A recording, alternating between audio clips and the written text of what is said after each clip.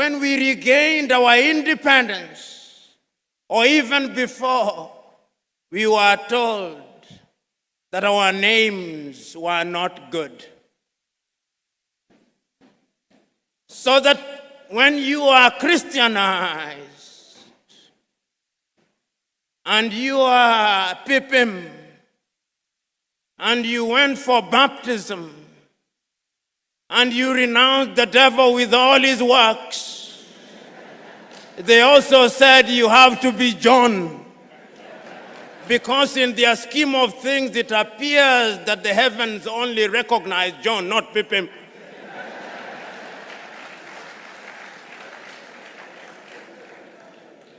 We were told that all the education we had acquired meant nothing.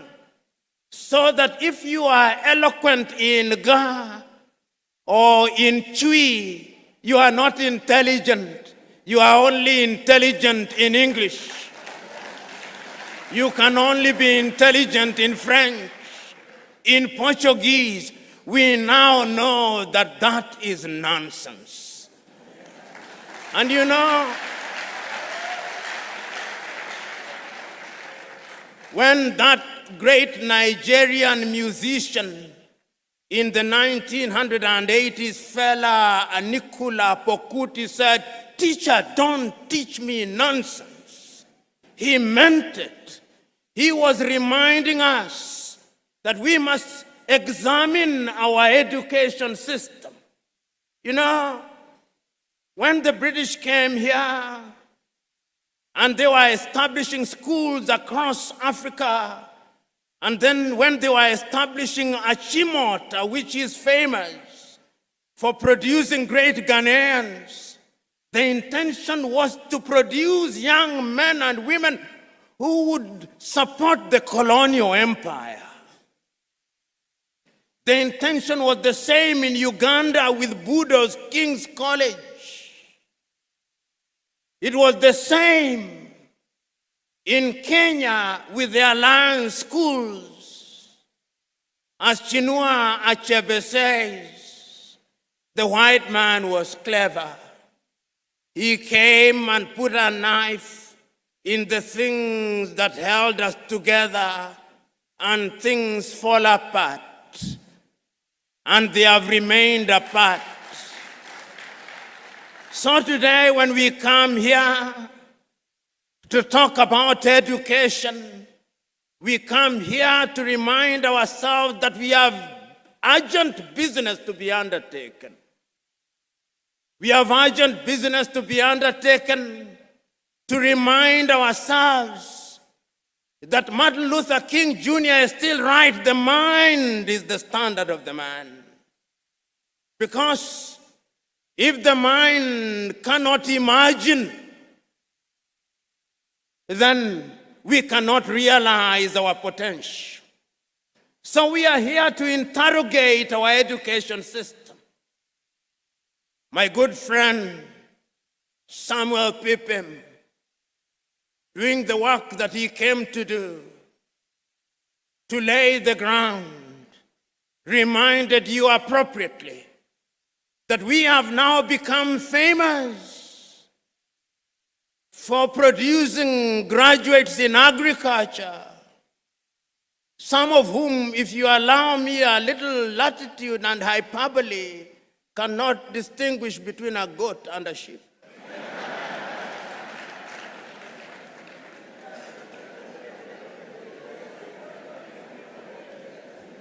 And that is why every person you ask in Africa is a farmer, but we are still importing chicken from Brazil. When I sit at the breakfast table in any African country, what am I served with? Nescafe from Nestle in Switzerland. There is not a single coffee bush in Switzerland. When I sit at the breakfast table, cocoa from Nestle, and yet Ghana is the largest producer of cocoa. What happened? We were disrupted. Pippin was right. When we want to build our roads, we have engineers, most of whom today, if you do not address them as engineers so-and-so, they rise up, ready to beat you up. But yet, when we are building our highway from Accra through to Winneba, through to Cape Coast, through to La Côte d'Ivoire, it is the Chinese that I see.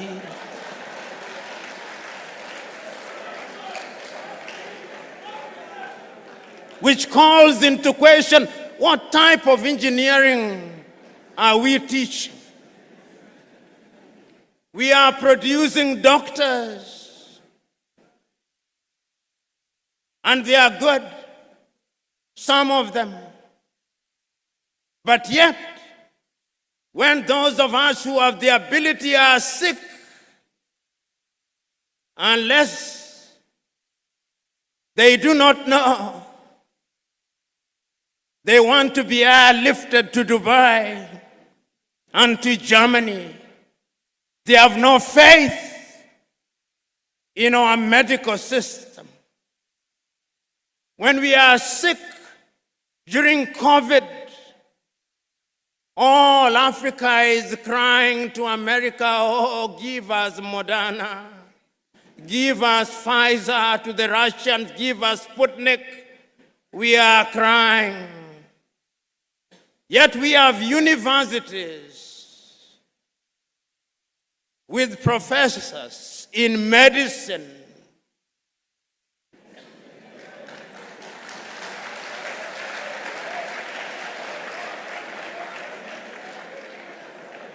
You know, there is a missing link somewhere.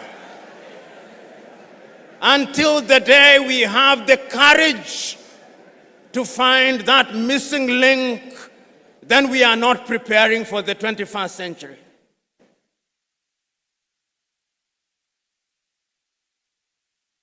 Today, as I came here, courtesy of my hosts, I was driven in beautiful cars. Oh, none was made in Ghana.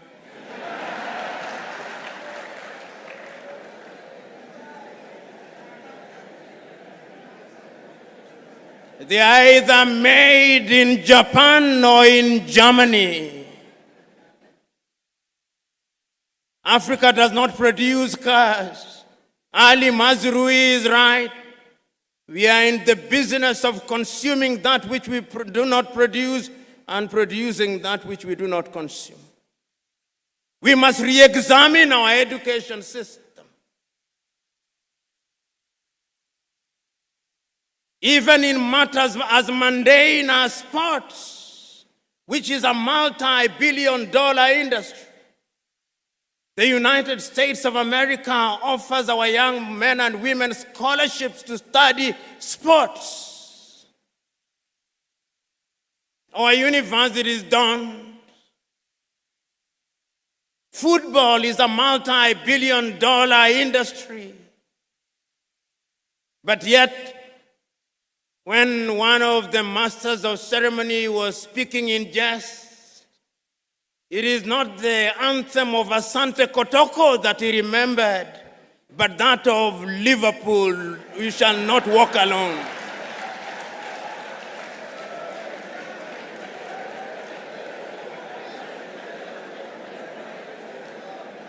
So that as we are sitting here, even in the area of sports, which is a whole multi-billion-dollar industry, our young men and women are preoccupied with whether Arsenal beat Real Madrid or Barcelona beat Borussia Dortmund. They do not care whether Hafia Guinea du Conakry beat Asante Kotoko. The Osagiefo was right when he said, We may actually solve the economic problem. We may even solve the political problem. But I dare say that the mental problem which was impacted and makes us feel inferior will take a little longer to solve. This was not only said by the Osagyefo himself in 1963. In 1933, Carter G. Woodson, that African-American educator writing in his book, Miseducation of the Negro, said that we have been so miseducated for so long. Our self-esteem has been undermined for so long.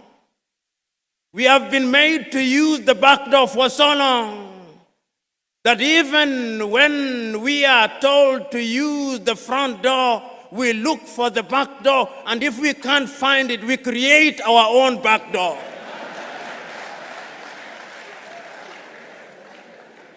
The level of our miseducation is amazing. We must change it in order to enter into the 21st century. You know, Brother Pippin, when you said that our passport, technological passports to the 21st century and visas to boot are expired, you are right. How can we play football on the games of rugby, on the rules of rugby? How? This is the question that we want to address today. We are talking about agriculture. And we are saying that we are now using technology to feed ourselves by manipulating the elements. The Chinese are seeding the rain so that it may rain. They have no problem with those of us who pray we must. But this misguided belief by Africans that when there is no rain we pray and do nothing about it is completely misguided. The divine instruction was go ye and subdue the world. And subduing the world is by using our minds, by using the knowledge that we have. This is what the universities must ask. If you are a teacher, what kind of a teacher are you? Today, if I stood here and asked young Africans, and there is no shortage of them here, how many African authors do you know? And I asked, which is the last book of Chinua Achebe that you read? Or Kofi Awunur? Or Aikwe Yama? Or Kamara Lai? Or Flora Nwapa? Or Dambisa Moyo? Or more recently, Chimama and Ngozi Adichie? Or Yagyansi? How many have? We have been made to believe that it's only Shakespeare and Charles Dickens that matter. The time is now for us to change our minds. And we can only change our minds if we decolonize our minds. Ngugi Wa Thiong'o, that famous Kenyan writer, says, until the day that we decolonize our minds, we are going nowhere. And Ngugi reminds us that we may have decolonized our countries, but there is something called decoloniality, totally liberating ourselves from the mental chains of the colonizers. You know, the Osagyefo, to whom Africans owe an apology, wrote in his great book, Neo-Colonialism, the last stage of imperialism, and the most dangerous. We are in that stage.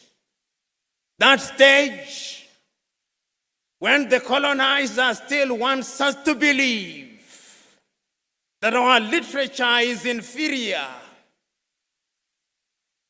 that our science does not exist, that our mathematics does not exist, that we have no medicine to talk about, that we cannot mine beyond Galamsey, that we cannot extract our own oil, that we have no business being in robotics and cryptocurrency, that we must be consigned to the Museum of History alongside the spinning wheel, that we have no business being in the jet age. That is what we are being told. And my fear is that we appear to be believing it. We appear to be believing it because in our institutions of learning, when you look at our curriculum and you look at the curriculum of a number of countries in the Middle Ages, there is no difference. And I want to remind all of us that in the 1960s, when we were regaining our independence, and you read what was happening in different African countries, and I remind you to reread some of the thinkers of the time and the emphasis that they put on education. I was rereading for the umpteenth time the 32 speeches that were delivered by African leaders in Addis Ababa, Ethiopia, between the 23rd and 25th days of May 1963. All of them, without exception, said one thing: if we are to give meaning to our independence, then education must be our focus. So said Ethiopia's Haile Selassie. If we want to change the continent of Africa, we must give meaning to education. So said Mwalimu Julius Kambarage Nyerere of Tanzania on that day. If we are going to change my little Senegal, we must give education priority. So said Leopold Sedar Senghor of Senegal. Even the complicit Félix Houphouët-Boigny in La Côte d'Ivoire believed so. But the ultimate was, of course, the one and only, the Osagyefo. He was as eloquent as he was passionate. And when he came home, where did he not visit? If he was not at Legon, opening the University of Ghana, he was in Kumasi, creating what is now the Kwame Nkrumah University. And if he was not at Kumasi, he was here creating an institute. He was everywhere. That is why when I heard my good friend talking about free basic education, he knew that ignorance is the enemy of progress. He knew that if there was a ghost that we had to exorcise, it was the ghost of ignorance. He knew that if there was a devil that we had to pray and fast against, it was ignorance. He knew that if there was anything we had to marshal our forces against in order to exorcise the ghost of tribalism in its primordial sense, it was ignorance. He knew. Yet, several years down the line, when you ask your typical academic, when they want to say that the University of Winneba, of education at Winneba is good, they say it is as good as Oxford. Why? Why can't it be just good? They must say that it's as good as Harvard, as MIT. Why must we always have this inadequacy to compare ourselves with others?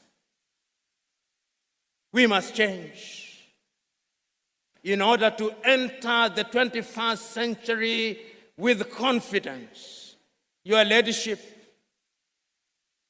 who is a judge and belongs to our profession, which is one of the most imprisoned professions in Africa.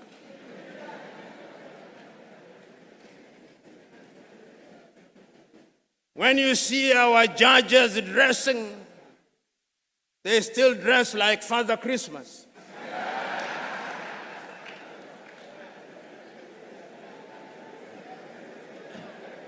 Whoever told us that justice could only be administered when you dress like Father Christmas, I do not know.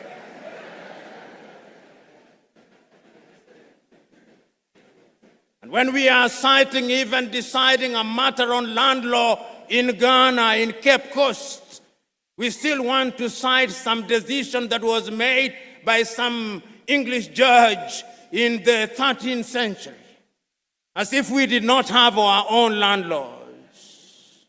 The time has come that we must rethink and re-enter the 21st century with laws that are known to Ghana. Ask the Ga if they do not have laws that if we refine cannot lead us into the 21st century. Ask the Akan people if they do not have such laws. Ask the Fante people if they do not. Ask the Ewe if they do not. They do. We live in a world where we are so mentally captured that those of you in the middle class, your greatest claim to fame is that my daughter can no longer speak Chui and is meant to be a badge of honor. It is a badge of complete colonial conquest. And we cannot enter the 21st century with that mindset.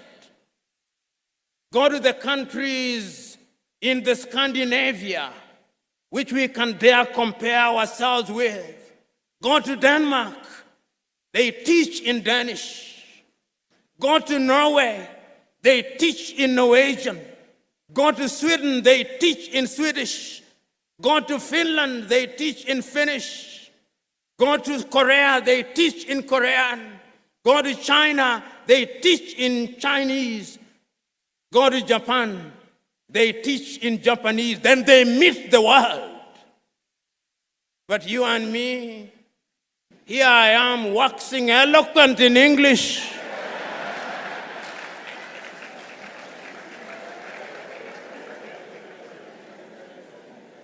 Not in Kiswahili. We must revamp our curriculum. And we must have the courage to do so as I speak to you now.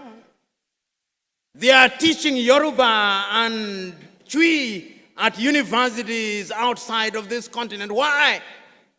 Because language is a multi-million-dollar, multi-billion city industry. It is only us who do not know. Those of you who are religiously inclined, we are the only visitors in Jerusalem. So, brothers and sisters, we are here to remind ourselves that there is urgent business to be undertaken. We are here to remind ourselves that we had a good past. We are here to remind ourselves that others came and through slavery they disrupted that past. That they did not stop there, that they came again under colonization, and this time they disrupted us so very thoroughly and took away even the most precious of things, our confidence. That when they came here and imposed an education system, that education system had only one agenda. The agenda was to create men and women, if they were the English who colonized you, who could speak English and be their clerks. If you are colonized by the French, that you could speak French or Portuguese or Italian or Germany. When we regained our independence, we only made cosmetic changes. The time is now to go deep and remove the cosmetics and go to the fundamentals. And I'm suggesting to you that that has been done. You know, those of you who are a little older will remember that 30 years ago, China was not famous for much. They were only famous for Chairman Mao for the Long March. Today, even the toothpicks in your hotels here in Winneba are from China. Today, you go to the shops, even the inauthentic Kentes are from China. They have franchised, indeed patented Kente. You go home, your television is Chinese or Korean. You are being persuaded to use your phones. I suspect you are either using Samsung or Huawei. What did China do 30 years ago? They made a decision that we are going to change our education system. And they changed their education system. They engaged in agriculture. They engaged in technology. They engaged in medicine. They engaged in everything. And today, China is the second strongest economy in the world, with a GDP of no less than 19 trillion United States dollars. Compare that with little Ghana. Compare that with little Sierra Leone.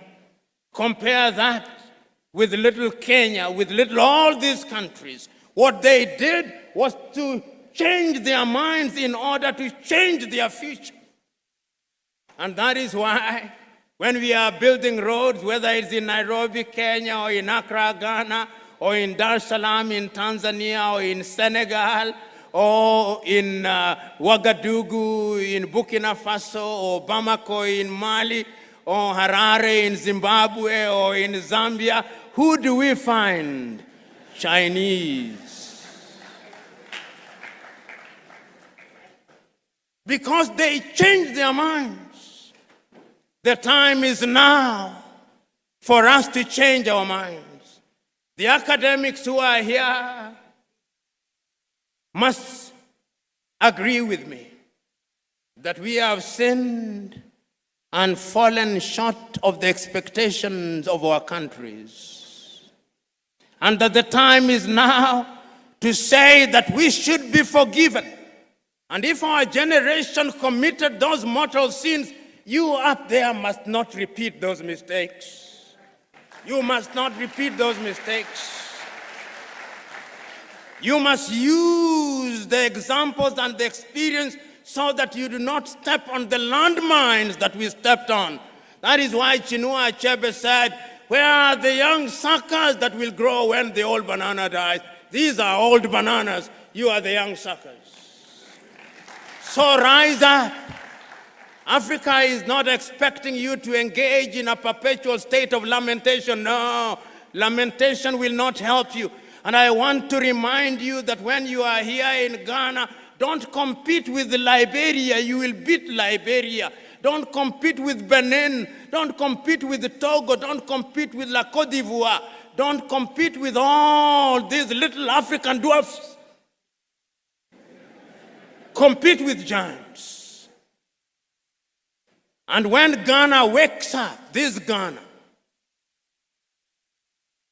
sometimes when I think about Ghana, I think about Kwame Nkrumah. And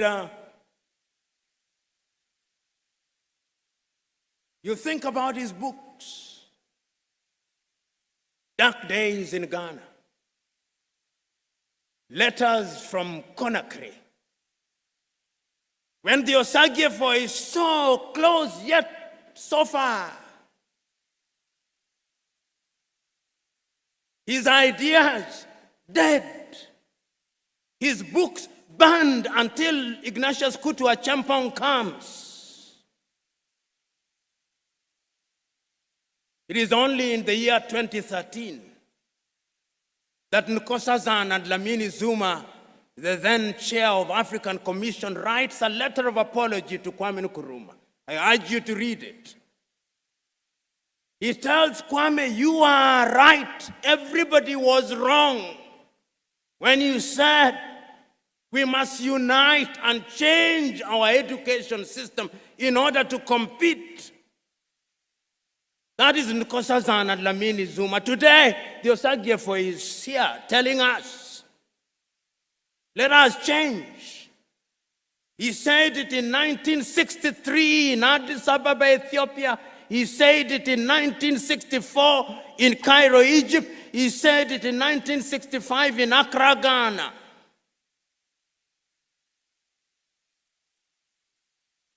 And on 6th day of March 1997, on the occasion of the celebration of 40 years of independence of Ghana, Kambarage Nyerere himself also apologized to Osagyefo Kwame Nkrumah. He said, you are right, we were wrong. Today I'm saying that we cannot remain imprisoned in history and lamentation.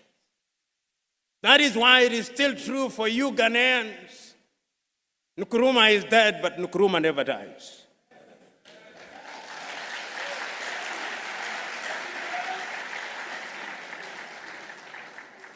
And the reason why he never dies is that his ideas are evergreen. Who among you here is courageous enough to stand up and contradict me when I say what we are saying here was said by Kwame Nkrumah in 1955? Who among you? Who among you here is courageous enough to tell me that Nkrumah did not think about education of a different kind when he was instituting the University at Legon? Who amongst you? That he was right when he established the Kwame Nkrumah University in Kumasi, that he was right when he instituted the institute out of which grew the University of Education at Winneba. Who amongst you can contradict me? So if he was right, he did not have the advantage of the technology that you have? No. There was no WhatsApp, there was no Twitter or X, there was no Instagram, there was only Telegraph. But he was able to marshal the entire black community throughout the world and give meaning to education. What can you and me not do if we mean to do it? So you young men who are present here, don't tell me Nkrumah was old. Nkrumah was just slightly older than you. If you look at his cabinet, some of them were in their 20s. It is not formal education that maketh a man or a woman.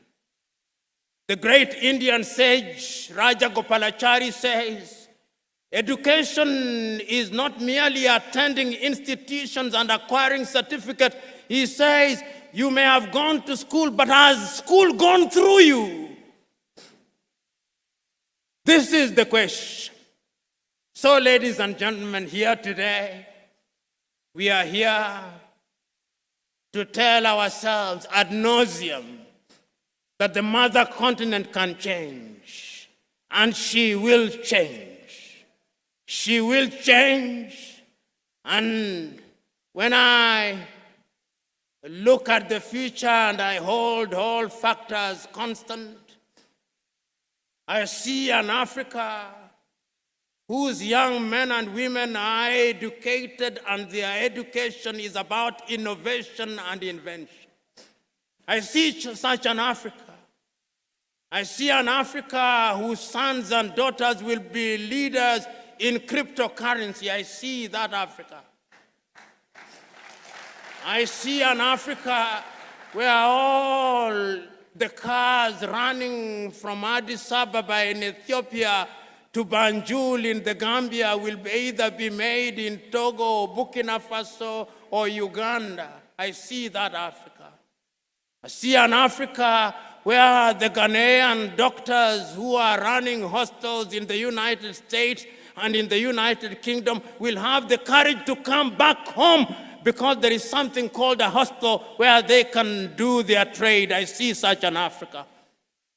I see an Africa where we will have our own satellites that are launched next to Elmina Castle, and they'll go out there in the orbit, and we shall not be depending on Vodafone. I see such an Africa.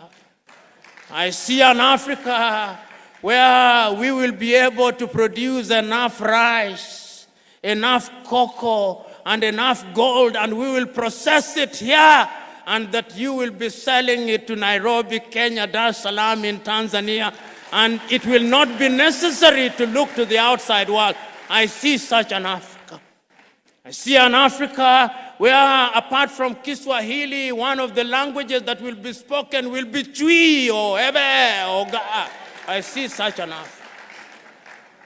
That Africa is possible. It is possible, Honorable Minister for Education, when at your next meeting you think outside of the box, or preferably without reference to the box. I see an Africa where we will give practical meaning to Africa Agenda 2063, not merely as a point of reference, but as a practical reality. I see an Africa where there is Africa Continental Free Trade Area, and the majority of students here at Winneba will be drawn from Togo, from Benin, from Gabon. I see an Africa where our kith and kin in Martinique, in Guadeloupe, and Barbados, Antigua, and Barbuda will be coming here. I see that happen.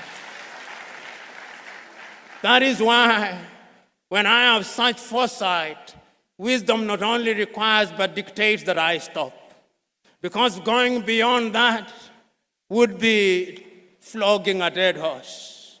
I see an Africa that gives meaning to those words of the Osagyefo Kwame Nkrumah, written in his book, Africa Must Unite, that Africa needs a new citizen.